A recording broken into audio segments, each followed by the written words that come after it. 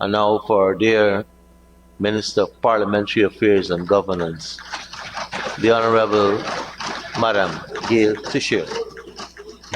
Good morning, everyone, and thank you, Mr. Speaker, and my colleagues in Cabinet and my colleague, particularly Minister Ashley, for this wonderful budget.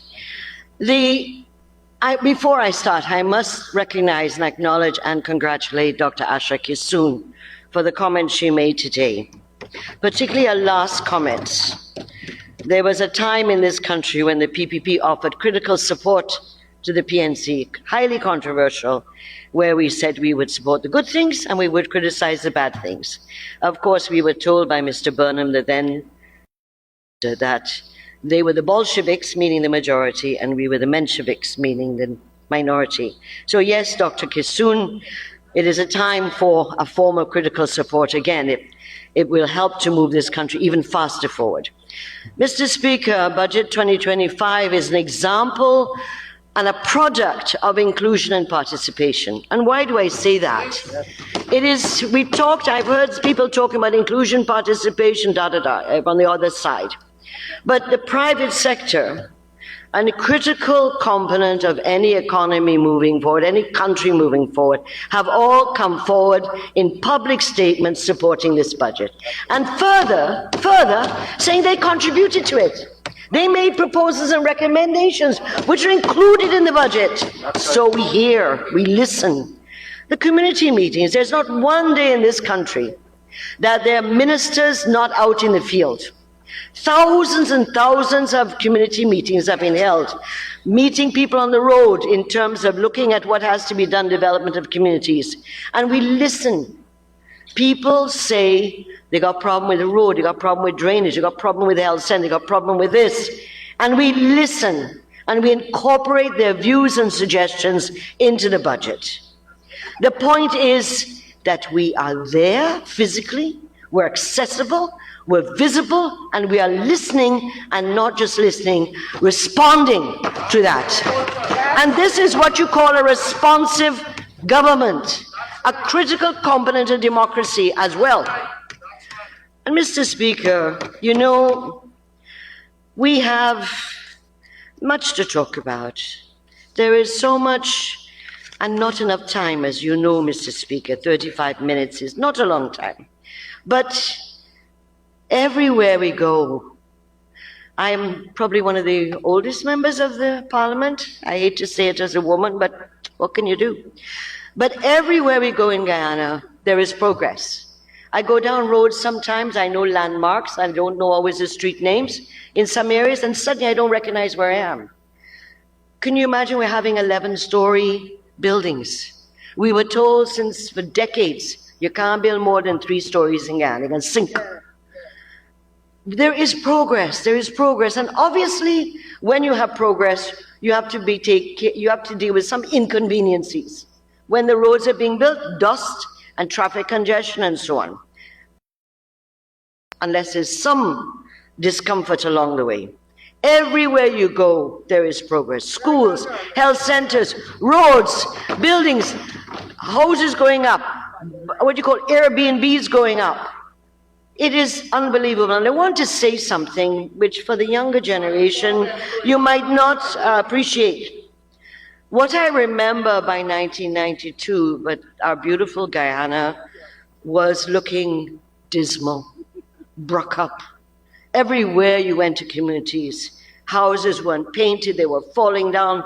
There were people living, 20 people in a house, cousin, auntie, granny, in-laws, with 1 yard tap and 1 latrine, 1 toilet, outside toilet. And so, when you look at now the housing programs and the conditions under which people are living and the dignity, one of the most important things for human beings is to have dignity. And when a woman or a man or a couple gets a house lot, it gives them collateral, it gives them security of tenure, it allows them to own something in their own right. It is liberating. And you can't put a price on that, Mr. Speaker. You can't put a price on that. Not only are you living in better conditions than you were before. Mr. Speaker, one of the things, how have people reacted to this budget? How have people reacted? And I wanted to tell a little amusing story. You know, we all have WhatsApp and we receive messages from all parts of the country. And one far interior area, I got a message the other night saying they'd had a discussion on the budget and they were all excited about it and looking forward to it. And they said they're going to vote for the PPC, of course. But one of the jokes of the whole thing is that they were delighted about the $100,000 for each newborn baby produced by a Guyanese woman and man. And that very night they were going to start working on that project. So $100,000 for every newborn baby, $1.3 billion it'll cost. The fact that people are also looking forward to the $10,000 per child in terms of income tax, that they're non-taxable. So those that have 5 children will have $50,000 a month, times 12 months, you calculate it, of being able to deduct from your income tax. These are things that people are welcoming. The $100,000 moved to $130,000 for the threshold, costing about $8.5 billion in the budget, adds another 22,000 people to not be part of the tax net. That's in addition to the ones last year that came off the tax net. The changes in income tax from 28 to 25 and so on are important. And I leave that to the specialists to deal with those issues. But all these measures is to make life easier for our people. Make life easier, less stressful for our people. And so, Mr. Speaker, due to my time, I will try to keep moving as quickly as possible because I want to get all my bits and pieces in. Mr. Speaker, I have heard some very sanctimonious arguments in this House that, you know, some people are holier than thou who suddenly can hold up integrity to the world, that they're so virtuous. Well, maybe sometimes we have to remind people who maybe have amnesia or they suffer from some kind of dementia in terms of losing their brain cells. But, Mr. Speaker, one of the things that we have to remind people about, my colleague spoke about elections. And if Mr. Jones, who asked for evidence, I produced for him the report of the Commission inquiry into the general and regional elections on March the 2nd, 2020. 2020, this is the most recent one. The most recent one, where they said this was one of the most brazen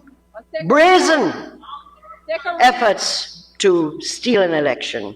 It's 2020, so I don't have to go back to 1968, 1973, 1978, 1980, 1985. I just got to go 4 years ago. So, Mr. Speaker, they want evidence? Here the evidence. Mr. Speaker, let's remind the APNU AFC, because I want to separate the opposition from Ms. Dr. Kissoon, who is not part of APNU AFC. And they're rude and disrespectful to walk out on the Deputy Speaker of this House. No respect for women. Y'all come to this House over and over and talk about women, but you disrespect a woman being a Deputy Speaker in this House. Disrespect. For what? Mr. Speaker, the opposition continues to suffer from myopia, short-sightedness. I keep telling Frank, Dr. Anthony, do something. Help them get their sight back. But it seems they can't work on it. It is congenital. It is congenital. But let me remind my friends on the other side of the House in APNU AFC. Amila Falls. Some of you talked about electricity and cost of living. Let me go back to Amila Falls, 2013, where in Parliament, despite meetings with the former Leader of Opposition, Mr. Granger, and his team, at Office of the President, with President Ramata, including inter-party discussions between the PPC and the APNU AFC, including agreements that they were going to, in the second round, support the laws that would allow for Amila Falls to go through with the funding. They defeated it twice. Twice. And Mr. Speaker, if that project had gone through, that's 11 years ago, you know, we would have had more electricity, less blackouts, and it would have been reduced. The cost would reduce. Mr. Speaker, if we go back to 2013, Reuters, they said, and we lost the funding, the company pulled out because, and I'll just quote one part of it, of the article of August 12, 2013, Reuters, a planned 100 million, you couldn't have known that 11 years ago. You got Farsi? Use Farsi? I know you got short-sightedness. A planned 100 million IADB financing deal required unanimous parliamentary backing for legislating, creating the environment protection for the area around the site for Amila Falls, and raising government loan guarantees to state-owned companies. And you defeated it twice. It went round, you defeated it. Second time you defeated. Again, short-sightedness. Mr. Speaker, short-sightedness. We had the issue of the anti-money laundering and countering the financing terrorism bill. Defeated once, defeated twice in the Parliament when we were in minority between 2012 and 2015. What did that lead to, Mr. Speaker? We were grey-listed by CFATF. We were grey-listed for FATF for 2 years. And you know, Mr. Speaker, when they got into government in 2015, they bring the same bill they've been opposing in the Parliamentary Select Committee, and which they defeated twice in the House, bring the same bill back here and pass it. Mr. Speaker, vindictiveness and small-mindedness doesn't move a country forward, doesn't help develop a country. You, in your own, have held back, you and the APNU FC, held back the forward movement of this country. You have taken anti-national positions against the people of this country. And you know, as one of my colleagues said in the debate, that how is it that every time the PEPC is in government, this country moves forward, even in the most difficult times? I don't know if our juk is good, maybe our aura is good, or we got good juju, but somehow when APNU gets in there, the country starts removing. Mr.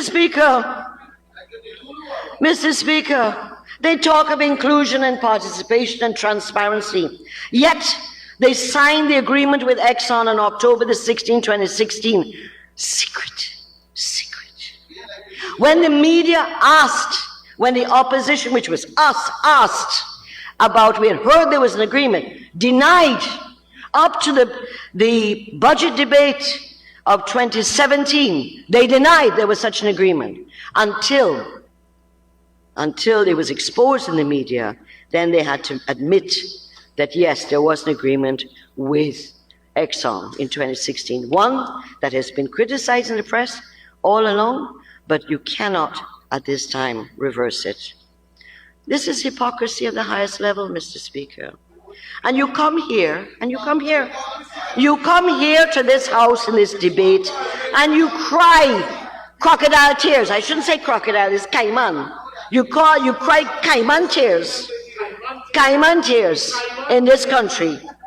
My colleagues have referred to many of the scandals with procurement. Durban Park, Sussex Street Bond, COVID-19, the way in which the drugs and medical supplies, while the Minister of Health was ensconced at Ashmin and right in this building dealing with elections.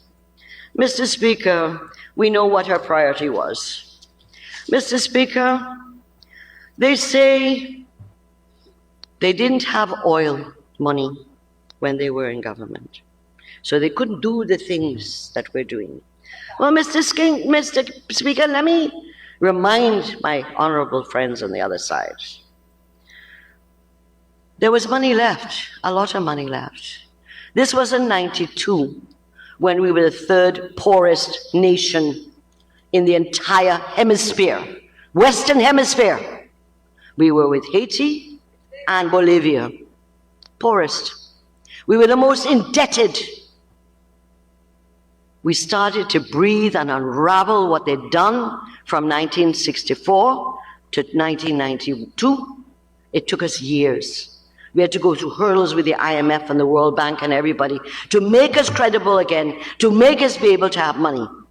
Mr. Speaker, just say, before I get into what I want to say, I remember when we sat down one day and talked about a national housing program, and we would start with estate land, plantation land from Gaisuco not being used. We sat there and we started to look at which area could we try with. We realized we had no money to do the infrastructure. We had no money to be able to, how do we help people? We went to the World Bank and IDB, and they told us, yes, we can lend you money for housing program, but you have to ask the people buying it, to pay the market value of the land. Mr. Speaker, in 92, 61% of our people were living below the poverty line. 61%. 61%. We had malnutrition in this country. I know about it. Right in Georgetown, Mr. Speaker, right in Georgetown, I saw for myself children with kwashiorkor, red hair, not like mine, and big bellies, not like mine. Children in Lodge, in Albois Town, with malnutrition in this country, and severe malnutrition, living in an abject poverty. And you come here and play sanctimonious with us? You think we have no memory? You think the Guyanese people have no memory? Mr. Speaker, let's talk about, did they have money or not? Were they starved for funds or not? Well, let's do some reminding. Mr. Speaker, you know, gold, we're a gold-producing country. And, in fact, there are documents to show the Bank of Guyana assets of the amount of gold that we left in the gold reserves. Gold reserves are like your savings in case of a bad day, a rainy day, you got a flood and you can't, and the country's in crisis. You kind of dip into your gold reserves, but your gold reserves are what you really protect. And you never sell your gold on the world market at low prices unless you're in a really bad situation. Mr. Speaker, there was $15 billion left in the gold reserves of Guyana in 2015. Mr. Speaker, it went down. It went down, according to the Bank of Guyana, in 2019, December, to 635 million, according to US dollars. 635 Guyana dollars, sorry. 600, from 14.2 billion, so I said 15. In 2015, that's what they did. Where the money gone? Where did the money go? Mr. Speaker, never accounted for. Mr. Speaker, and I'm not exaggerating. If my colleagues on the other side want to do their own checking, could you go to the Bank of Guyana Statement on Assets and Liabilities, published in the Official Gazette on May the 30th, 2015. Mr. Speaker, the same source will show you in February 29, 2020, 3 days before the elections, that the gold reserve held less than $1 billion. That is 635 million. But more than that, Mr. Speaker, more than that, and what is wicked, what is seriously wicked, is that yes, in fact, they did not tell the people that in fact they had undervalued these accounts to let people think there was more money there than there was in the Bank of Guyana assets. They sold our patrimony. The gold reserves of our country is our patrimony. Guyanese, every single Guyanese patrimony. It is there to help us as a people. So they said they didn't have money. So where did the $15 billion go? Mr. Speaker, we also have Between 2015 and 2019, the budget, when added up, was $1.2 trillion. So they're all excited about the $1 trillion we have now. But they had, in the 2015 to 2019, 1.25 billion. What did they do with it? Where is it? What is there to show for it? At least Burnham can say he built Suicide Highway and he built the Demerara floating bridge. They can't say one project. Not one project is a legacy for them in government. Not one. Not one. Tell them. Mr. Speaker. They did nothing. Mr. Speaker. They did nothing. They did nothing. Mr. Speaker. Did nothing. Mr. Speaker, you have the foreign reserves, the foreign currency reserves.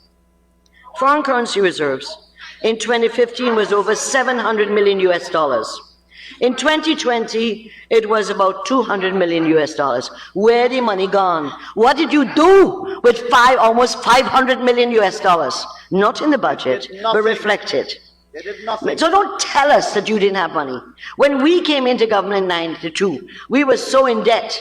As a Minister of Health, my budget was about $200-300 million. Ask Dr. Frank Munn, he's now in the billions, 30 billion, billions. Mr. Speaker, that was hard guava season in 92 to 97. Very hard guava season to run a government that had a collapsed health sector, a collapsed education sector, a collapsed infrastructure. No money had been spent on drainage and irrigation for 10 years. Collapsed everything. Mr. Speaker. Everything was in collapse. Mr. Speaker. And you know, they hold up their tenure in government. But you know, if when I was Minister of Home Affairs, had 2 riots in Camp Street that led to the havoc that took place, I would have been booted out by Alial. But Mr. Speaker, what is the legacy of APNU FC? Your legacy is 2 riots in Camp Street that led to pandemonium, to people dying and being moved to Lusignan under the most inhumane conditions, and embarrassing us as a people that the United Nations Working Group on People of African Descent came and went to Lusignan in 2017 and 2018, and they condemned Lusignan as inhabitable, inhuman. That's your legacy. That is your legacy. And it is we who've come in, and Robeson gave a report on what we've been doing with Lusignan in the prisons of this country. You tell me about integrity. Oh, please. Don't think this is the modern world. This is a modern where you can Google anything you want. Mr. Speaker, you tell me about integrity. But from the time the Integrity Commission Act came in, and you had to make your declarations, the opposition, whether you or your previous oppositions, have not been declaring to the Integrity Commission for decades. Why? Why? That's correct. Let him explain. Why? So take shame off your face now and come clean. Take shame off your face and come clean. Mr. Speaker, we came in 2017 to this House, October the 5th, 2017. A motion signed by the now President, who was a young Member of Parliament, and myself. The motion proposes to stimulate the economy and reduce poverty and hardships in the 2018 budget. This is just before. This motion, we tried to have debated. It was debated. Of course, it was defeated, because every motion we brought to this House was defeated. And Mr. Speaker, I asked the opposition, because there's a long motion which exposed the level of decline of this economy in a few years. In a few years. Mr. Speaker, you know, we're not an old democracy. We're a young democracy. We have gone through hell and high water to reach where we're at today. Democracy is fragile at its best, even in advanced democratic nations. We are a young democratic nation. And so it's fragile. And when the economy is treated in a certain way, as they did, then how is there to be progress? Let us go, Mr. Speaker. So I advise you, go back to the 2017 motion, moved by a young MP called Mr. Irfan Ali and signed by an older MP called Gail Teixeira on October 10, 2017. Not much older. And by the way, if you read this, you will see that we kept our promises. We made recommendations. And those are in the budgets from 2020 to now as we evolve and rectify, fix what you unfixed and damaged. Mr. Speaker, the opposition, I was quite delighted to see that PNCR putting out people first and at the center of our development agenda 2020, and this is your manifesto for 2025. Now, Mr. Speaker, you know, it's very interesting what they came up with in 2015 to 2020 as their strategy, what this is. Basically, Mr. Speaker, there's been no movement at all. No movement. They throw out, we're going to give this, we're going to give that, we're going to give this, and one of them it says, we're going to give Guyanese people, every household, $2 million. I think that's what they said. Mr. Speaker, I was at the National Park for May Day in 2016. I was the opposition rep speaking at the National Park with the trade unions there, Patrick Yard and all of them. And Amna Ali, as a minister, a high-ranking minister of the government, a high-ranking executive of the APNU FC, promised the people, all the crowd there, every household will get $1 million out of their old money. Where $1 million gone? Never produced. And now they come back. Now they come back and talk about $2 million. But Mr. Speaker, what is most disturbing is that they haven't learned. They haven't learned. They're not dealing with it. You have to, in order to spend money, you gotta make money. That's right. That's right. In order to have money, you have to spend money, you have to invest money. Money has to circulate. Giving subsidies without agriculture, housing, infrastructure, you are building on quicksand. And this goes back to exactly the same formula of 2015-29. You're going to give you and give you and give you. Read, is there an economic thing in here? No. It just openly says, yeah, we're going to develop, different places and stuff like that. But nothing for the farmers. You say you're for the working people. Nothing for the farmers.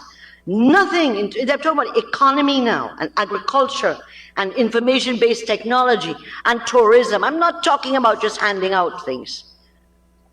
The last time you were in government, your formula for development was tax, and more tax. And you depended on tax to bring in revenue so that you could so-called develop the country. Well, you taxed, and as I referred to the motion there, 2017, it shows the amount of tax you were making. However, where did it go?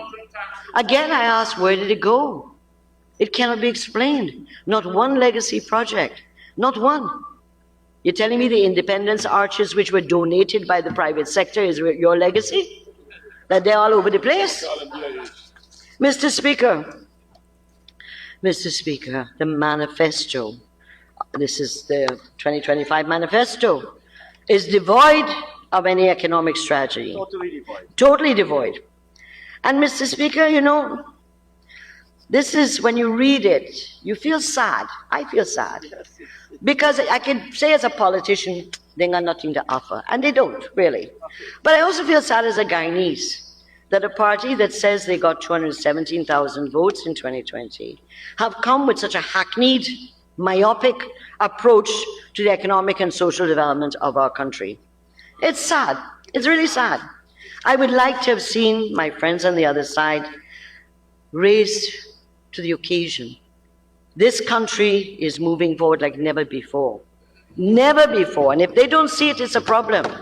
Because the rest of the Guyanese people see it every single day. They see opportunities. You had the money from Norway, the agreement with Norway to do with carbon credits, 200 odd million US over 5 years. to build a Myla, you threw it away. You never used it for the indigenous communities.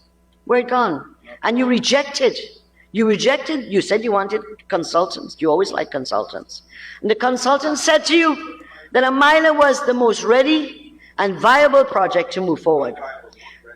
And you dismissed it. Mr. Speaker, you know, development is an interesting thing. And maybe we should, as a people, have more discussions on development. But Mr. Speaker, when we build the Harbor Bridge, the Demerara Harbor Bridge, that new, spanking new bridge that's going up, we can all see it. Not like how it was being done under my former colleague over the other side, which has led to procurement, a commission of inquiry, etc., court cases, etc. But when that bridge goes up, you see, we look at a bridge and think, oh, it's our infrastructure. How the people can benefit? The people are not going to benefit. They can't eat concrete. That's what you say. That's what you say on your websites and stuff. Mr. Speaker, when that bridge opens, it will do many things. Many, many things for the people of this country. All the massive projects. While they're being dealt with, jobs. It creates manufacturing, transportation. It creates a whole activity around it. Secondly, of materials and men and machines, that is phenomenal. This is a legacy project. But including that, for the people, what does it mean? If you live on West Coast and you want to come to Georgetown every morning to reach work at 8 o'clock or to reach school at 8:30, you will leave home 5 and 6 o'clock. So it means people will benefit from time. They have less time, less stress. It'll lead to greater economic activity between not only Georgetown and Region 4 with Region 3, but also Bartica, Essequibo, because that is the route how you get there. Transportation links are critical for development. Moving goods and services quickly, moving people quickly. That is what is important. We talked about the Bartica connection with what was called El Condor in the old days, between what is Purica and going towards Bartica. When that road opens up, the interior will be a different place, of moving goods and services between the interior and the capital. This is the future of our country. Why are you so blind? Why can't you understand? Why must you be so tainted that everything you dissect? It's okay to criticize and say, do it better. But it is such, you give off such negative vibes. There is nothing good happening in this country, according to you. Nothing good. Mr. Speaker, if we take that project as an example of development and all the things, the World Bank says very clearly in 2024, its report of development report, it says very clearly that a country to adopt what is the fastest way to develop a country is to adopt new technologies and digital instruction industries, ensuring continuous economic expansion with rapid infrastructure and to drive rapid growth. Mr. Speaker, if we go along canter, little bit by little bit, like how you all think you've been doing it, we would never reach where we need to reach. Mr. Speaker, infrastructure, as I said, is a major catalyst to develop in our country. It also encourages investment. It encourages young people. They're in school and they're going to do CXC. What do I want to be? Well, if you don't have no big thing going on, they'll never be charmed by it. They'll never be excited about it. Now people in 5th and 6th form can say, what do I want to be? I want to be a doctor. I want to be an engineer. I want to be a scientist. What do I want to be? And we are providing the means through these programs in the budget, education, health, to help our, and goal and all these things, to help our young people reach their dreams. And there's no rapid bullet for dreams. You can't go through it. But there is hope. One of the fundamental issues of oil producing countries, one of the fundamental issues they have to encounter is economic diversification. All those countries that have had first oil in the developing world, many of them have fallen into the trap that you suddenly become dependent on oil. Mr. Speaker, we were heading in that direction in 2018 and 29. It was all about oil. Agriculture was left, flounder as it may. Rice, sugar, mining, everything was in decline. And the stats are there to show it. Mr. Speaker. Honorable Minister, what is in decline is your time. You will need an extension to complete. You have 5 minutes, Honorable Minister. Okay.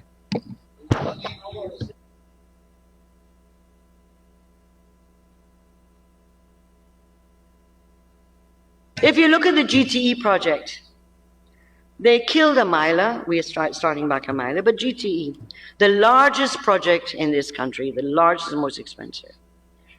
And we've said in our budget that when this project is commissioned, 50% of the consumer costs will be reduced. Do you have an idea what the impact that is on every family of Guyana? Of every family on a monthly basis? Of their purchasing power being increased. Mr. Speaker, one of the things with economic development and also targeted infrastructure, we have been very clear and strategic in what infrastructure we're doing. Because targeted infrastructure not only increases economic activity, but enhances economic growth, it reduces inequalities, and it improves public service delivery. And we can give examples, roads, electricity, water, for example, and the diversification of our economy. So we're no longer oil country dependent on oil, because oil in there all the time, you know. Oil, it comes to an end, it isn't there forever. It may last till X period of time. Look at Trinidad. It was on a good wicket from 1960s. Oil gone, oil dry up. They're one of still the producers of the natural gas. So, Mr. Speaker, our friends need to go in a room somewhere and try to figure out really what they stand for. Are they for Guyana? Are they going to support a local carbon development strategy that is a comprehensive national strategy in terms of our environment, our climate, indigenous rights, women's rights, etc.? Mr. Speaker, one thing, when we look at social capital, how can we tell a country is moving forward? Cell phones. You know, cell phones was mostly in Georgetown. Go into any interior village and community and see how many cell phones are there. And what is the connectivity that we're doing with Starlink and ICT hubs and so on. So that the people, the country is connected. We've been connected for the first time. So people in the interior, we are removing the digital divide and inequalities. So cell phones is a good indicator of what's called social capital and improvement in people's quality of life. TVs, televisions. 1992, hardly anybody had a television. Televisions. Cars. Cars. In the 1980s, cars were tied up with rubber band and all sorts of things. You couldn't get no foreign currency to bring in parts for cars. But now, cars, ATVs, motorbikes, electric bikes, electric cars. These are indicators that there is progress, that people's purchasing power has increased. Not a small group. When drivers come to work, it's an indicator that things change. That is an indicator. And I could point to many ministries where the drivers of ministers, the drivers working in the ministries, come to work in the ministry in a car they own. That is the filter down effect. That is the filter down effect on ordinary people who don't make what you say are big salaries. Mr. Speaker, APNU AFC needs to wake up and smell the roses. Whether you're there or whether you support or not, this country is moving. Nobody's going to stop it now. She's got our beautiful Guyana, our blessed nation, has got a taste of progress and movement forward. People have a taste for the future, hope, optimism, and they ain't going to want it reverse at all. So you better wake up and smell the roses. Because if you're on the wrong side of history, you'll be on the wrong side of our nation once again. Mr. Speaker, our country is on the move, and let me just say one thing. If there's one group of people on the move, is the women of Guyana. 40-odd% have house lots. 40-odd% have ownership in shade houses. Women are becoming contractors in the construction industry. 365 got contracts out of 1,000 contracts or more. We are not taken left, comrade. We're not taking left, and we don't care who says what. We have houses. We are putting our children in school. And as one woman told me, I got my house. And if any man behave bad, I could put you out. I don't have to depend on no man anymore. So it is a liberation of our women, empowerment of our women. The empowerment of our Amerindian villages has never taken place like this. $4 billion of carbon markets went into indigenous communities. 30,000 solar panels went to 30,000 families in the interior of Guyana, landings, mining landings, and so on, to give people light. And you think, so what? But if you don't have light, how do children study? How do teachers study? How do people learn what is going on? Light is illuminating. And for the interior areas, it allows children to have a future. As I said, APNU AFC has to decide, which side are you on? Progress, development? Or are you going to continue? And we all know the answer to that. Unless you have a revolution or coup inside your group, which I know will not happen, that or do you want to continually be in this position of holding back progress of our country, of being the spoiler? You're a bunch of spoilers. Because when Chagan took up critical support, we supported the foreign policy, we supported things, and we criticized you for rigging elections. You are incapable of bringing up a critical support. That's what we did. Holding back progress, holding back, and trying to holding back people's progress. You know, the Guyanese people have seen it, smelt it, seen change, and they want more. And they will get more under the People's Progressive Party Civic. So, Mr. Speaker, thank you very much thank you very much, and for our people and all our people. As an older member of my government and party and an older member of a member parliament, I am so proud of where Guyana is going. I knew the hard days. I am so proud and so honored to be able to stand in this house and talk about how we are moving forward, and we are not going to allow any reversal.